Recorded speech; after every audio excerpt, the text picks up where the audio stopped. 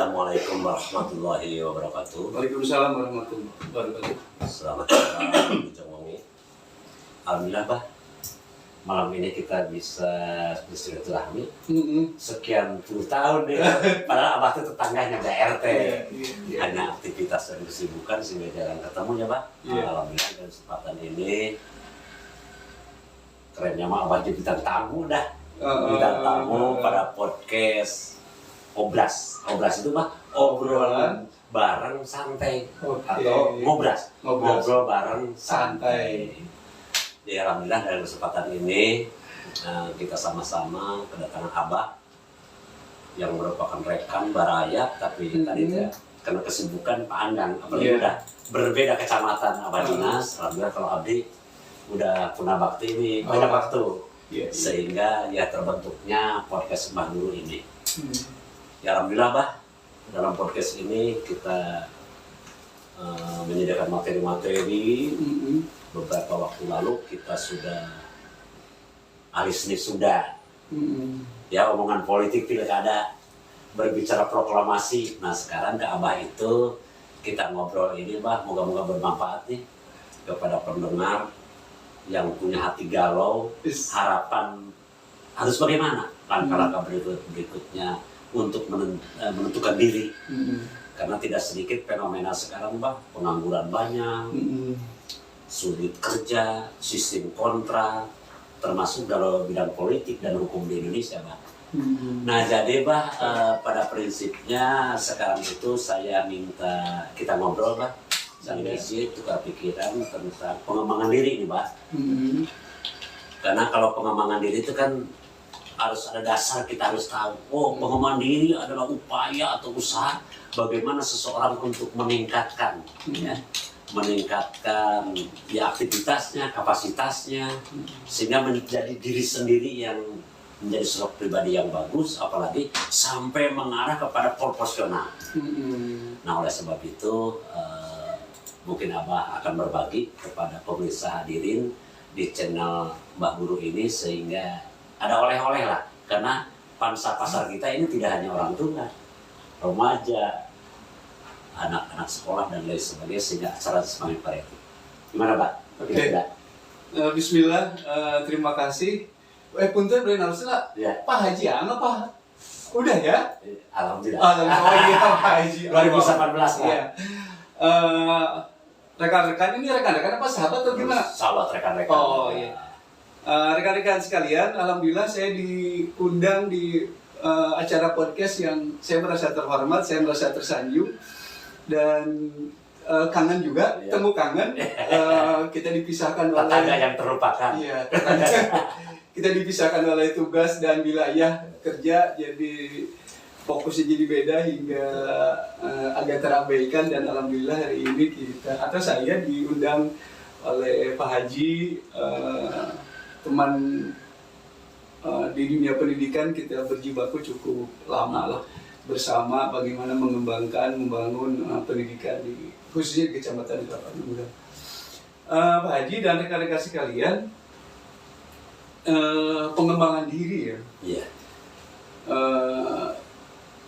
Ada dua hal kata kunci kalau bicara pengembangan diri itu. Dalam hidup ini ada faktor yang tidak terlihat, yaitu faktor X dalam diri, dan ada itu situasi keadaan yang tetap dalam diri kita dan itu tidak pernah berubah. Dan yang kedua, keadaan di luar diri kita, sesuatu yang berubah, yang bergerak. Nah, kadang kan pengembangan diri itu sebetulnya kembali ke pertanyaan mendasar, Pak ya. Pertanyaan mendasar, dan pertanyaan ini sifatnya kuno tapi abadi. Ini pertanyaan yang disodorkan oleh sejarah, oleh kemanusiaan, dan itu ketika manusia mulai sadar, pertanyaan itu akan tetap muncul dan harus dimunculkan. Kayak begini Bang, kaitan pengembangan diri itu harus kenal dulu siapa sayanya. Pribadi kita dulu. Siapa saya, kemudian ada di mana saya, dan harus bagaimana. Harus bagaimana? Nah, 3 pertanyaan abadi dan kuno itu klasik pertanyaan itu harus terus dimunculkan. Sangat dibutuhkan. Sangat dibutuhkan. Jadi ketika orang tahu siapa dirinya, ada di mana, harus bagaimana, maka dia akan tahu apa yang harus dilakukan. Apa yang harus dilakukannya. Kadang-kadang pun kan Pak, potensi itu sebenarnya ada pada diri kita. Ada. Ya, tinggal bagaimana cara menggalinya, Iya. bagaimana cara mengembangkannya kan gitu. Iya, iya. Ya, jadi cuma masalahnya adalah ketika orang mencari diri yang asli, diri yang sejati itu, siapa diri saya kan, pencarian lebih dalam, lebih luas itu kan ilmu pengetahuan memberikan jawaban. Nih, kamu tuh manusia itu seperti ini. Tapi ilmu pengetahuan terbatas, dia hanya bicara biologis, bicara fisik, bicara ditanyakan kepada ranah filsafat misalkan juga spekulasi manusia itu seperti ini jadi membingungkan justru. Maka akhirnya pertanyaan ini hanya bisa dijawab sederhana dan mudah, tanyakan aja pada penciptanya. Iya. Iya. Dan dia yang paling tahu. Betul. Siapa saya. Iya. Berarti si pencipta itu bermaksud dan tujuan apa menciptakan saya, dan untuk apa saya ada di sini dan kemana. Dan 3 pertanyaan itu akhirnya agama yang bisa menjawab itu dan memberikan kepuasan dan kepastian. Pastian. Nah, dari situlah manusia akan tahu saya harus jadi. Ada begini Bang, ada pengembangan primer, ada identitas primer, ada identitas sekunder. Identitas primer itu kita oleh pencipta ini ditugasi sebagai apa? Nah, identitas sekundernya itu adalah ini apa namanya, status sosial. Ada sebagai guru, ada sebagai pekerja apapun, dan itu identitas sekunder.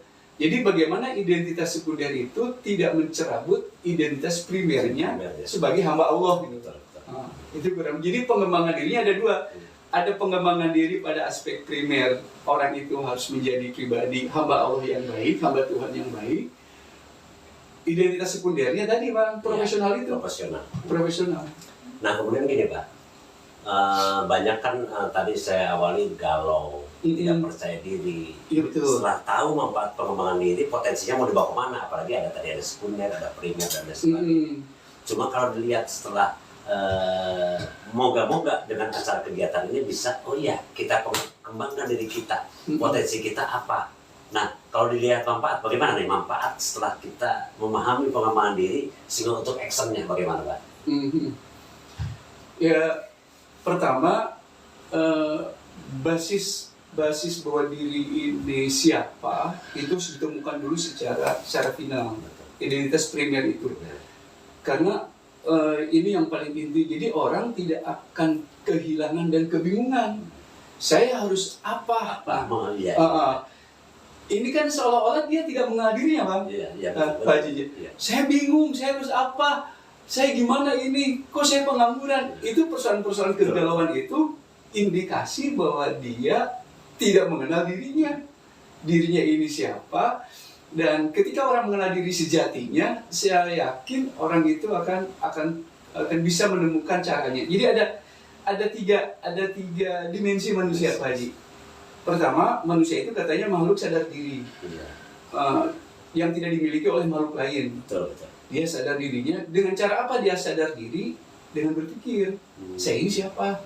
Dan semut tidak menemukan kesadaran dirinya, binatang atau apapun tidak. Siapa dirinya hanya dimiliki oleh manusia dengan cara berpikir. Temukan siapa dirinya, pikirkan, maka di situ ada evaluasi, ada refleksi, merenung diri, siapa saya ini. Nah, jawaban-jawaban itulah, pencarian jawaban itu pasti ujungnya di agama, karena yang lain tidak memberikan kepuasan. Yang kedua, dia punya kehendak bebas, mau melakukan apapun. Nah, kehendak bebas ini, tapi masalahnya dia bebas, tapi dia tidak bebas atas konsekuensi. Pak A milih A, bebas mau milih A, mau milih B, mau milih C, tapi setiap pilihan kan ada konsekuensi. Maka sebetulnya kehendak bebas ini adalah sifat yang diberikan oleh Tuhan khusus pada manusia. Malaikat tidak punya kehendak bebas, maka tidak ada malaikat baik dan buruk. Betul. iblis tidak punya kehendak bebas, mungkin iblis punya kehendak bebas ya. Tapi bila hewan lain tidak punya kehendak bebas untuk menentukan pilihan. Hanya manusia, sifat Tuhan ini dianugerahkan manusia untuk punya kehendak bebas untuk menentukan. Cuma ketika memilih dia tidak bebas dari konsekuensi. Hati-hati. Maka biasanya kebebasan itu, Pak Haji, kebebasan itu seiring dengan tanggung jawab pasti. Ya, Pasti karena akan ada risiko. Resikonya. Itu. Dan yang ketiga, dimensi ketiga itu kreativitas. Betul. Pak Haji, semut dari zaman Nabi Adam sampai sekarang nggak pernah berubah bikin sarangnya. Iya. Ada mungkin bangunan rumah semut yang model minimalis kan berapa? Iya. Karena tinggal punya Kalau kreativitas. manusia kadang-kadang di musim Oh, Spanyol, iya. Eropa, dan lain sebagainya. Kalau binatang tadi tidak bisa mengembangkan itu ya. Iya. Kreativitas. Kreativitas nggak Bangunannya punya, itu saja mau hanya apa. manusia punya daya kreativitas. Ya, Boleh saya beli minum kan ini? sama ini. Ini kebetulan nih, Apa nih? Abah, ini tuh Bersama Genza. yang mensponsori kita ini bersama Genza siap raih prestasi gemilang ini yang mensponsori Amin. kita. Ah, Ini adalah lembaga khusus, Pak. Lembaga pelatihan, Iya. lembaga belajar, Oke. bimbingan belajar. Ditampi berkah, Ya. sukses. Selamat datang di Genza. Ini ada tamu nih. Nah, kemudian, Mbak, tadi udah kepada manfaat mungkin termasuk kalau Rijal nih materinya asik sekali ya. Apa namanya, menambah wawasan bagi rekan-rekan, sahabat-sahabat di luar sana. Kemudian, Mbak, kira-kira langkah-langkah dalam pengembangan dirinya yang perlu diperhatikan ketika yang di luar sana yang tadi galau dan lain sebagainya, bagaimana tuh langkah-langkahnya, Pak? Jadi kalau pakai ada dua hal ini Pak Haji. Ada istilah dalam stoikisme lah, orang bilang lagi gandrung di sekarang dunia keilmuan dengan istilah orang memakai sudut pandang stoikisme. Dalam ajaran stoikisme itu ada istilah dikotomi kendali, Pak Haji. Iya. Dikotomi kendali itu ada situasi yang tidak bisa kita kendalikan, ada situasi yang bisa kita kendalikan. Perasaan Pak Haji, pikiran Pak Haji tidak bisa saya kendalikan. Betul. Sikap dan perilaku Pak Haji tidak bisa saya kendalikan. Maka yang bisa saya kendalikan adalah pikiran, perasaan, dan sikap saya. Sikap saya. Itu yang bisa dikendalikan. Jadi sejatinya sebetulnya tidak ada yang bisa membuat kita galau kecuali kita menerima kegalauan itu. Karena berarti jadi apapun kenyataan itu kan situasi tidak bisa kita kendalikan, Pak Haji. Betul. Mau seperti apapun. Yang bisa kita kendalikan adalah sikap kita, perilaku kita, pikiran kita, perasaan kita, dan respon kita. Nah, jadi yang perlu kita perkuat hari ini adalah pikiran dan perasaan kita, spiritual kita lah, agar kita bisa merespon apapun hingga kegalauan, frustasi itu bisa hilang gitu. Itu satu hal. Yang kedua, Pak Haji tadi kalau bicara seperti apa sih kunci hidup itu cuma satu, mau enggak? Kemauan. Seberapa besar kemauan itu, seperti itulah perubahan itu yang akan terjadi. Seperti apa perubahan dilakukan, seperti itulah kemungkinan suksesnya, kemungkinan berhasilnya. Dan masalahnya setelah kemauan besar, bila tidak diimbangi oleh keberanian yang besar, ada pengaruh itu terhadap pengembangan diri? Ada dua kata kunci ya, kemauan dan kemampuan. Kemampuan. Orang bisa jadi mau, tapi mampu nggak ada. Berani ada. Berani ada, tapi mampu. Tapi satu hal, sejarah itu selalu berpihak pada orang-orang pemberani. Iya, betul. Jadi ada bahasanya lainnya begini, Tuhan bersama orang-orang nekat gitu. Betul. Setuju. Oke, Kang Rizal, ini semakin asik saja, jadi ingin acara live kita ini juga di Mbah Channel, Kang Indra. Silahkan bisa membuka di YouTube-nya di Pak Guru Channel. Di Pak Guru Channel, silahkan bisa like, komentar, dan juga subscribe. Orang ini subscribe, apalah bikin Asal menyebut sok breaker. Break coy, Mbak, subrek. Jadi itu silakan bagi pemirsa pendengar yang dimanapun berada untuk memberikan. Ya ini tidak ada narasumber yang hebat dan sebagainya. Nggak ada. Kita bisa dialog, Ngobrol santai. sesuai dengan nama Saya kita. judul ya obrol. Nah itu jadi kalau saya tadi Pak kata apa kalau dia nyambung nih ada kemauan, Kemampuan. Kalau saya tambah lagi Pak, Apa tuh? sering saya membekali pada anak-anak yang sedang berorganisasi saat pemimpin itu ada 3K saya katakan. Apa tuh? kemauan, Kemauan? mau dulu. Mau dulu betul. Percuma orang mampu kalau Iya. nggak kemauan. Iya. Baru setelah kemauan, kemampuan. Kemampuan. Kan bisa diasah. Bisa diasah. Selama Setuju. belajar, Iya. berorganisasi dan lain-lain. Tapi yang paling penting ingin susah juga kesempatan. Kesempatan ya. Kesempatan. Heeh. Wah, saya mau maaf sibuk di organisasi. Heeh. Kemauan ada, kemampuan ada, tapi nggak bisa memanage waktu, juga tidak akan terjadi itu.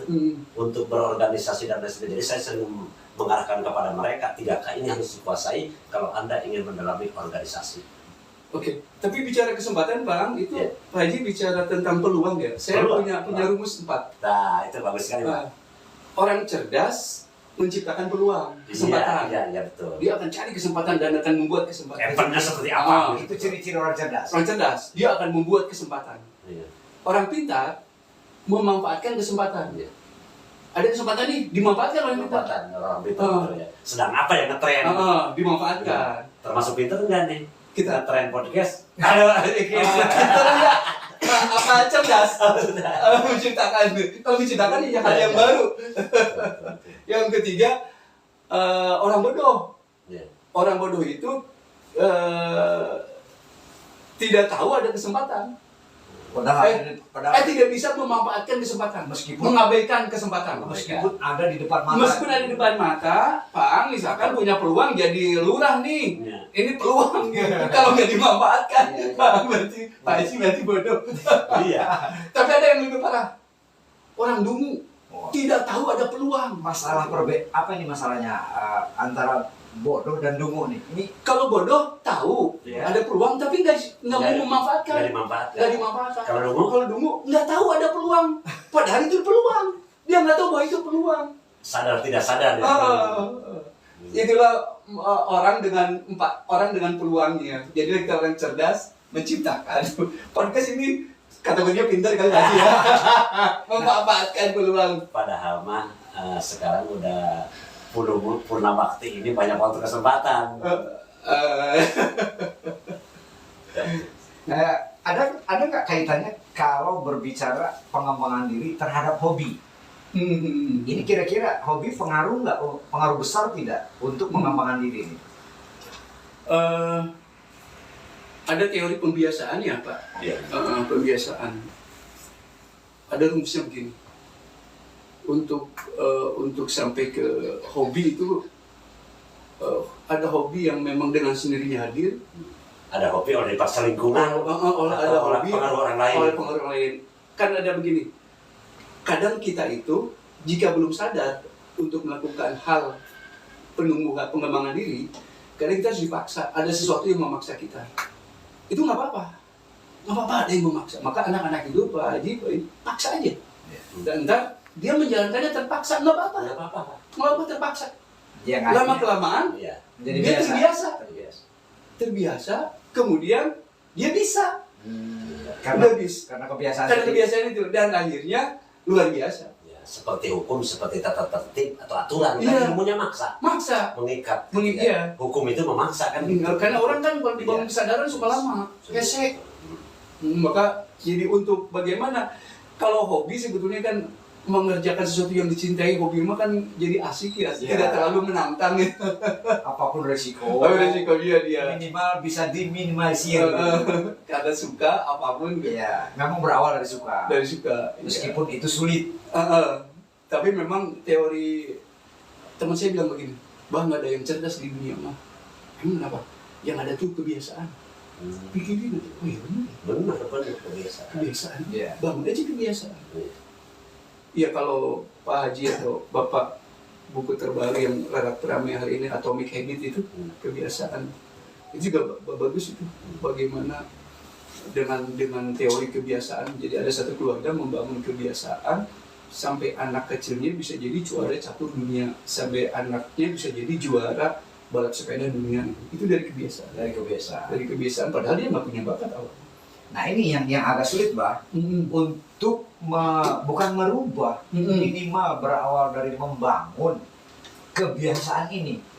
Yang lebih sulit kan biasanya mengawalinya. Nah ini gimana nih strateginya supaya anak-anak kita terutama nih untuk dia mau kalau bahasa umumnya sih dia berani keluar dari zona nyaman. Iya. Nah, ini gimana nih triknya nih? Atau bah lebih cocok itu mungkin ada peribahasa ya, ala bisa karena biasa. Karena biasa. Gitu. Karena kebiasaan tadi dibangunnya. Nah ini kita ngebangun yang ala ini. Ada dua hal, ini pendidikan juga masuk ke ranah ini. Ada dua hal perubahan itu terjadi. Pertama, dari kesadaran, maka pendidikan itu tugasnya menanamkan nilai. Menanamkan nilai agar tumbuh kesadaran untuk berubah, untuk keluar dari zona yang kurang baik. Yang kedua memang tadi, ada situasi atau sistem yang memaksa orang untuk berubah. Dan pilihannya memang pendidikan harus mau tidak mau. Ada teori yang saya kemarin nulis begini Pak Haji, kalau mendidik anak itu kayak botol terbalik katanya. Oh, botol terbalik. Botol terbalik ya. Jadi kan yang kecil di bawah. Di bawah. Jadi anak itu semenjak kecil harus diperketat, didisiplinkan, diperketat. Bodoh amat orang menganggap kita otoriter. Nggak peduli. Selama pendidikan Itu pendidikan bagus, ya. diperketat, kemudian entah separuh udah dewasa, melebar, kita nggak usah lagi ngejagain dia. Dia dengan sendirinya akan tanggung jawab, karena ini beda dengan botol yang normal. Kita berikan kebebasan sekarang, Pak Haji, anak dengan kebebasan sebebas-bebasnya boleh. Ketika dewasa kita capek menjaganya.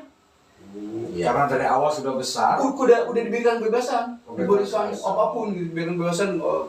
Maka pas udah gede, kita harus ngejagain dia Iya. supaya baik, supaya disiplin. Mending dari kecil. Dari kecil. Jadi ntar pas udah besar, Terbiasa dan akan terikat dan akan tanggung jawab. Jadi artinya itu kita berawal dari pembentukan. Pembentukan, iya, harus dibentuk. memang. Harus dibentuk. Dan relatif agamis. Iya. Tapi bah termasuk ini juga ya, kita adalah, saya dan Abah kan terbentuk bidang pendidikan. Melihat fenomena dan kejadian ketika pendidikan zaman dulu bah. Sekarang di politik kan dengan adanya kekerasan anak, dengan hak asasi manusia dan lain sebagainya. Sehingga tadi dulu ketika kita SD ada pepatah guru itu wong atau karo. Guru itu berat ratu. Kita ketemu aja nggak segen. Sekarang kan tidak boleh gitu. Kadang-kadang ada bahasa. Bapak ketika ngajar di kelas ini kakak aja panggil kakak ini sehingga lumer tidak. Nah apalagi kalau kita berbicara tindak kekerasan dulu ketika kita lapor ke orang tua kita ketika kita dipukul pakai penggaris dan lain sebagainya, lapor ke orang tua apa? Guru tidak mungkin kalau tidak konyol kamu tidak salah, bahkan dimarahin langsung. Sekarang beda arahnya Pak. Ketika lapor ke orang tua, ayo kita susul guru. Nah ini Pak, padahal itu jadi ada pendidikan tidak selamanya yang sekarang bagus, yang dulu itu udah hampir terlupakan Pak. Kayak disiplin. Ini kan kebiasaan juga. Kebiasaan ya kalau begitu. Sehingga, mohon maaf, beberapa tahun lalu apakah Abah masih ada tuh di sana? Jadi Abah, saya pernah menangani itu gara-gara suruh sholat ngambil wudhu dipukul pakai sajadah. Nah itu kan kasusnya. Padahal itu kan pendidikan. Lah padahal ngejedot kena tembok, ngakunya digebukin guru yang lainnya. Padahal nah sekarang itu kan sudah ada itu PP 74. Ketika berbicara guru itu kan ada, kalau yang saya tahu Mbak, guru itu ada punya apa ya, memberikan berbagai penghargaan kepada anak, namanya hadiah, sanksi, hukuman, ya. Nah itu.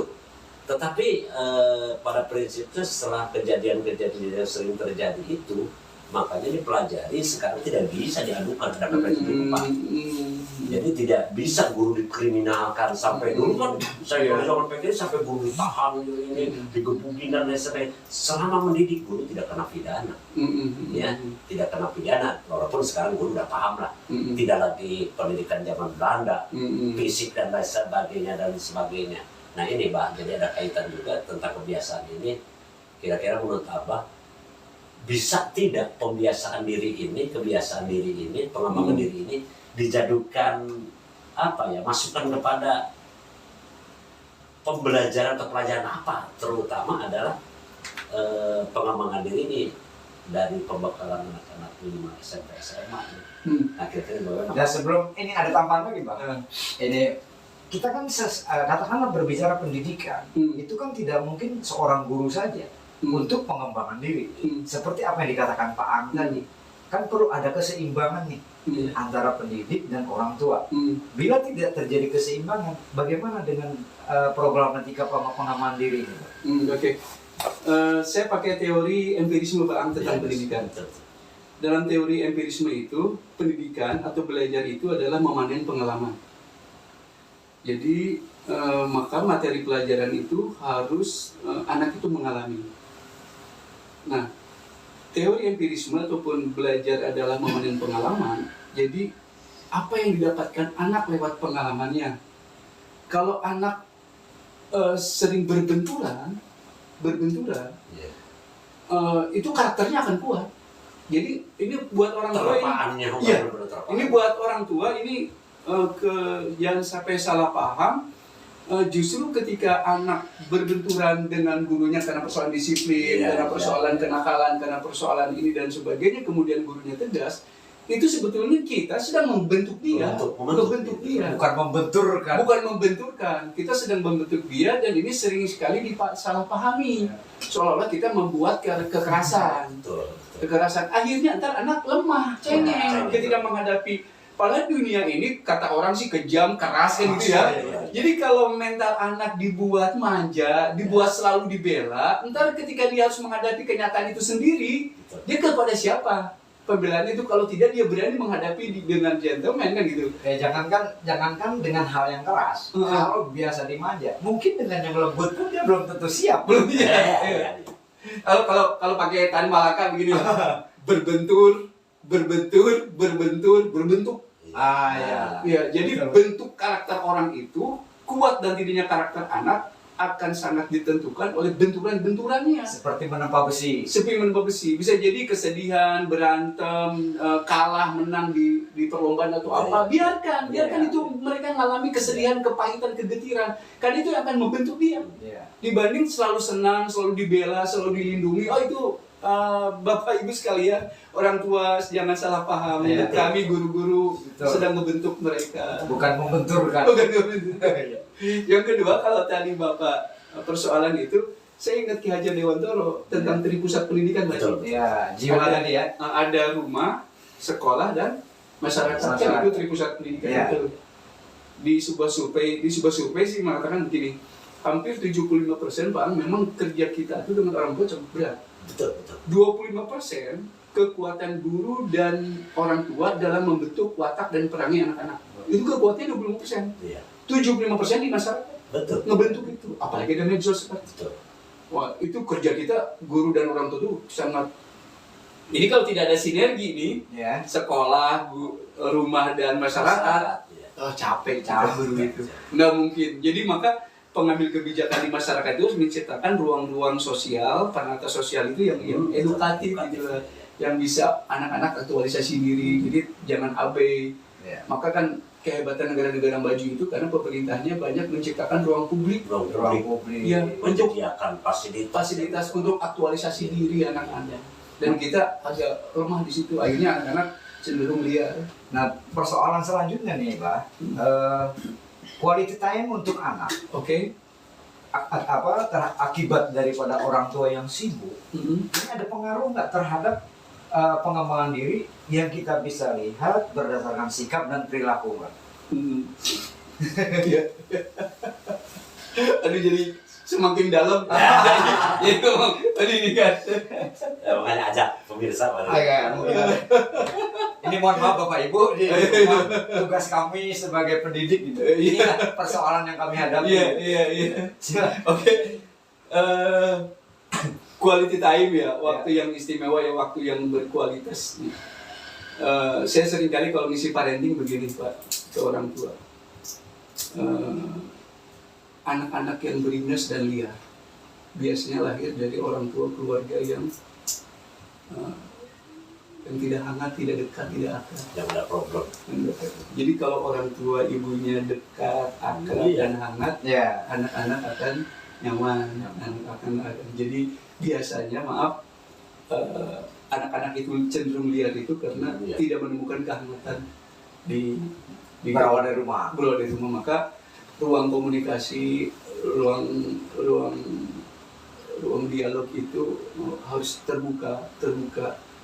Dan kan sederhana ya, anak-anak kalau tidak ke kita dia akan mencari di luar, dan itu resiko. Ya, Dan risiko. sepakat saya itu. Dan kita harus memang anak-anak kita udah kehilangan keakraban, kedekatan dan kehangatan dari orang tuanya. Dan tidak sedikit Pak. Makanya sering saya berkata kepada guru-guru yang masih muda, jangan sekali-kali kita mencap anak itu nakal, Iya. anak itu bodoh. Ternyata kalau kita gali itu ternyata saya banyak kadang-kadang menangani permasalahan yang tadi, bapak kerja, ibu kerja, belum hidup sama nenek, anak bahasa Sundanya kadulang, jangan coba-coba dimarahi dan lain sebagainya. Nah itu kan sekarang Pak, jadi waktu cari perhatian tadi nggak ada, sehingga mereka lihat problem di sekolah itu rata-rata yang bananakan justru sering saya katakan ada guru berseling, ada BP dan lain sebagainya. Coba pelajari. Jadi jangan FSMR ketika ada nakal itu kita cari problemnya, kenapa nakal, kenapa ini lambat belajar.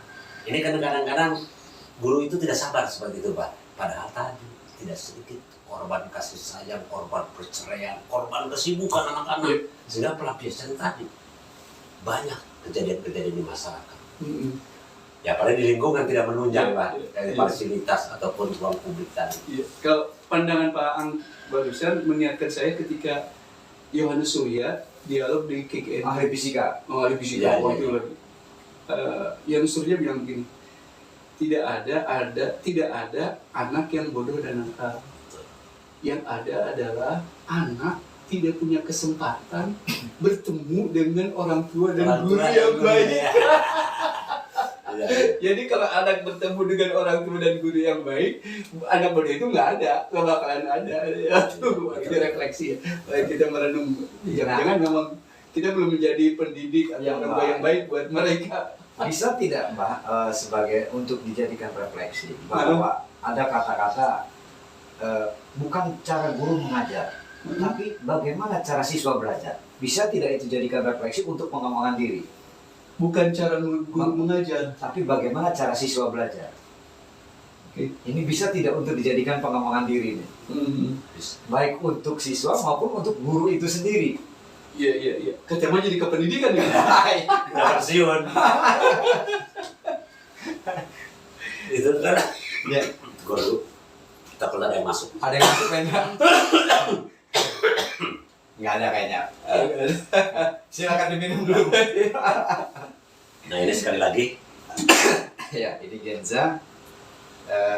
Kalau Pak Ang, saya itu sekarang kemampuan saya bicara kalau ngisi pelatihan cuma sejam. ada kapasitas terbatas ya. Napas sudah. Jadi kalau si doping dulu pakai antangin.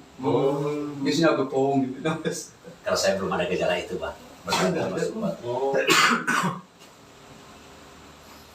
Jadi ini dulu diajak ini kasih tahu Genza. Genza adalah bimbingan belajar yang dulunya Primagama ini, Pak. Oh gitu. Primagama, mereka tidak lagi bersatu, bubar lah begitu. Oh. Berubah jadi Genza. Genza ini ya generasi anak-anak sekarang lah. Ini kantor pusatnya di Jogja. Di Indonesia sudah 150 cabang. Termasuk ada di Kelapa Nunggal. Oh ini Genza juga. Genza. Oh, oke. Ya, Dan makasih nih Pak, Kelapa Nunggal 1 belakang yang 2 lantai itu. Nah sekarang oleh Genza itu. Oh, Primagama nggak ada. udah nggak ada Itu sekarang. orang-orang Primagama sekarang Ini Genza. orang-orang Primagama. Jadi Ternyata dunia berputar. Ya itu mungkin termasuk niatnya untuk pengembangan diri karena ya itu karena sikap dan macamnya lah ya namanya manusia. Ya biasanya kan teori motivasi itu inovasi atau mati gitu. Ini Kalau nggak bisa inovasi ya siapa aja. Ya kembali ke pertanyaan tadi itu. Oh iya. Tentang bukan bagaimana cara guru mengajar, tapi bagaimana cara siswa belajar. Ini bisa tidak dijadikan sebagai, kalau mungkin boleh dikatakan acuan untuk pengembangan diri, Mbak. Baik untuk guru itu sendiri maupun seorang siswa, Mbak. Ya, orang kan seringkali dulu orang kalau belajar itu tidak nanyain kurikulum, tidak nanyain sekolah, tapi nanyain guru. Iya. Guru ya. Yang sumbernya guru. Iya, guru. sebetulnya kan kurikulum sehebat apapun, secanggih apapun ya kalau gurunya kurang menunjang kan bermasalah juga. Sarana prasarana selengkap apapun. Iya. Saya sih Pak saya tidak terlalu ngoyo bahwa sekolah yang gini lah. Itu kan sekolah unggul itu absurd sebetulnya. Mana sih sekolah unggul, sekolah hebat itu? Nggak ada Bang. Betul. Kalau ada mungkin udah kiamat kan. Jadi itu mah sekolah unggul hebatnya yang mahal aja. Jadi kalau bicara belajar mengajar itu kan kuncinya ada di situ. Kuncinya bagaimana guru tadi. Bagaimana guru ya? Kembali ke guru. Bagaimana guru, dan satu hal, ada pepatah yang mengatakan begini, sering kita dengar lah. Yang diingat dari guru kan bukan materi ajar, tapi sikapnya terhadap mereka. Jadi itu yang guru bagaimana menginspirasi dan sampai semua bagaimana keberhasilan guru mengajar itu kan ketika anak bercita-cita ingin jadi guru itu. Baru itu guru berhasil. Dan cara anak belajar itu ya, cara anak belajar itu kan problemnya di metodologi. Metodologi guru, model yang digunakan seperti apa, itu kan apalagi pakai teori multiple intelligence itu Pak Haji. Iya. Yang 8 kecerdasan AI apa gitu. Iya. Dan memang kadang-kadang ini ketika berbicara metode, dari kita zaman sekolah, kuliah, sampai udah terjun kepada dunia pendidikan, metode kadang-kadang kan sekarang hebat sekali, ada absolute learning. Sedangkan ada yang mengatakan metode secanggih apapun, yang penting bagaimana guru mengajar, melatih, mendidik itu yang dapat dirasakan ada perubahan bagi anak. Jadi metode yang ditemukan adalah metode sendiri, tapi bagaimana siswa tadi ada perubahan sikap, nilai kreativitas, kemudian kemampuan, rubah semuanya itu baru dikatakan. Jadi kadang-kadang tidak selamanya metode canggih pun bisa dilaksanakan berhasil bagi siswa. Tapi yang dikatakan metode yang berhasil adalah metode itu sendiri, bagaimana siswa supaya berubah segalanya, hasil dan lain seperti itu. Saya ingat Al-Ghazali ya, Al-Ghazali, Hujatul Islam terkenal. Dia bilang begini tentang teori pendidikan. Perubahan itu dari hati. Orang jadi ada niat, ada tekad, ada kemauan. Jadi kata dia, kalau ngajar itu pakai hati. Ngajar pakai hati akan sampai ke hati. Kalau ngajar kata-kata keluar dari mulut tanpa dari hati, itu nggak bakalan sampai ke hati. Jadi sebenarnya Pak Haji, metode yang paling efektif dan mudah dan simpel itu mencintai itu, mencintai pekerjaan itu dari hati hingga ungkapan ucapan rasa apapun. ikhlasnya benar-benar. Nah itu akan sampai ke peserta didik, ke hatinya, dan dari situlah akan lahir kehendak kemauan. Kita kan seringkali ngajar model metode secanggih apapun, kalau jiwa hatinya nggak ada mah nggak bakalan sampai. Malah jadi perusak kalau bukan. Iya, nggak sampai. Jadi metode sederhana, simpel, tapi keluar dari hati sampai. Keberhasilannya akan terasa. Akan terasa, iya. Yang Itu awal. bedanya guru dulu dengan guru sekarang. Karena hati. Karena hati. Yang awalnya tidak suka jadi suka. Jadi juga iya. Itu kekuatan hati kata Al-Ghazali. Dari hati sampai ke hati. Dari hati sampai ke hati. Iya. Jadi memang berawal dari situ profesionalisme, kan ada kata kunci, ada begini menarik. Apa itu kata kuncinya kira-kira? Profesionalisme itu kata kuncinya cuma satu, cinta. Oh, cinta. Cinta. Kalau kita mencintai akan profesional. Apalagi cinta keluar dari jiwa. Oh iya, iya. Atau hati tadi. Iya. Itu profesional itu akan orang akan, kalau orang mencintai dia akan memberikan maksimal, total apapun. Bayangkan kalau guru-guru mencintai dia, dia akan bekerja keras, memuaskan, memberikan pelayanan kepada anak-anak. Itu kekuatan sih. Jadi kita sekarang metode ini, metode bener, active learning, quantum learning, apa tuh bukan malu kontekstual learning. Hari UHT-an mah nggak bakalan berubah. Jadi kadang-kadang guru gesok bingung bah mempraktekkan kurikulum merdeka, merdeka belajar, merdeka mengajar. Akhirnya teka panggil merdeka teh masing-masing ya, seakan-akan dijajah kok. Pak Haji, Pak bapaknya, Ya. saya baru ini agak tendensius sih nggak apa-apa ya. Iya, bebas kita melihat. Saya baca kemarin buku ditemenin dikasih tahu sama teman saya, "Bang, baca buku ini." Saya baca tuh sampai habis tentang sistem sekolah di Finlandia. Apa yang dapat saya tarik ke sini?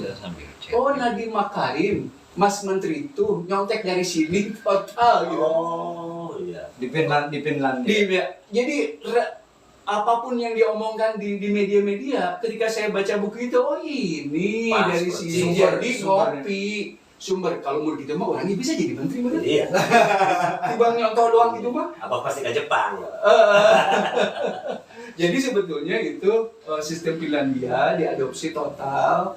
Jadi di orang memberi nama ayah beda ngaran nubo kurikulum merdeka. Sementara bah di Finlandia, nah seberapa tahun itu dilakukan di orang kan ngadopsi. Kan masalahnya kan banyak perbedaan yang mendasar, itu bisa diadopsi KB. Iya. Ya artinya Sarananya. No. Guru juga berpensiun. Coba bayangkan di Finlandia jadi guru itu profesor. Iya. Dan di Finlandia itu kampus terfavorit yang diingini orang-orang itu jadi guru. Itu yang paling jadi prestisius gitu jadi guru itu. Iya. Memang gajinya paling Oh, gede. iya. di Jepang pun sama. Iya. Jadi pekerjaan guru itu, ini informasi yang saya dapat, itu lebih besar, baik penghargaan, Oh iya. dan pokoknya dari segi penghargaan lebih besar. Iya. Di Malaysia nggak ada pensiunan guru jadi supir taksi, nggak ada di Malaysia. Tapi di Indonesia, Jadi sekarang mah Pak, bagaimana kita merdeka dari merdeka belajar. nah, Itu yang paling penting. Ya, pemirsa pendengar sekalian, betapa semakin asik nih materi pengembangan diri sampai kepada pendidikan. Wah, bagus sekali ini. Nah, moga-moga bermanfaat nih Pak Amin. bagi yang lain. Dan nanti Abah tidak saja materi hari ini pengembangan diri, kita nanti memberikan Ngawangkong namanya. Ngawangkong. Namanya omong jadi, benernya. Nah. jadi tidak terbatas begini lah.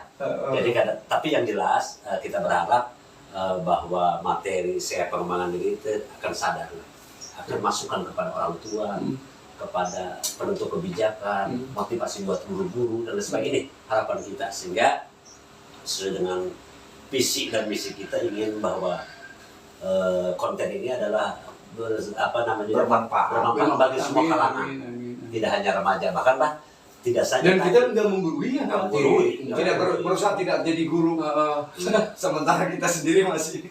dan tadi Bah kita ingin coba-coba sekemampu kita setahu lah, kita politik, kita hukum. Walaupun Abah kan dulu kan kalau tidak salah Abah itu dulu sarjana hukum kan, walaupun hukum karma kita kan. Nah jadi rekan-rekan sekalian pemirsa jangan lupa ini sebelum ini kita simpulkan bahwa